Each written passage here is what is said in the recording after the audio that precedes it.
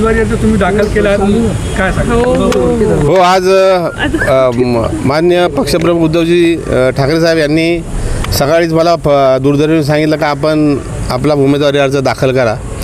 त्यानुसार आज या ठिकाणी आपण उमेदवारी अर्ज दाखल केलेला आहे. स्क्रुटिनीला माहिती येणार आहे तुम्हाला. अशी काय रणनीती ठरली आहे की दरेकर मॅडम असताना तुम्हाला भरवायला सांगितलं म्हणजे काय? नाही, काही वेळा एखादी त्रुटी एखाद्या याच्यात राहून जाते एखाद्या उमेदवाराची, त्यामुळे पक्षाने एक विचार करून हा फॉर्म भरण्याला सांगितलेला आहे. ठीक आहे. एकंदरीत वैशाली दरेकर जे आहेत त्या चर्चेमध्ये आलेले आहेत. अनेक वेळा त्यांनी काही कार्यकर्त्यांनी विश्वासात घेतलं नाही, त्यामुळे तुम्हाला फोन आलाय का असं काय आहे? नाही, त्याच्याबद्दल काय माहिती नाही. का पक्ष आदेश देत असतो त्याप्रमाणे पदाधिकारी किंवा कार्यकर्ते काम करत असतात. आता त्यांना आदेश दिला पक्षाने की तुम्ही फॉर्म भरा, त्यांनी तो फॉर्म भरलेला आहे.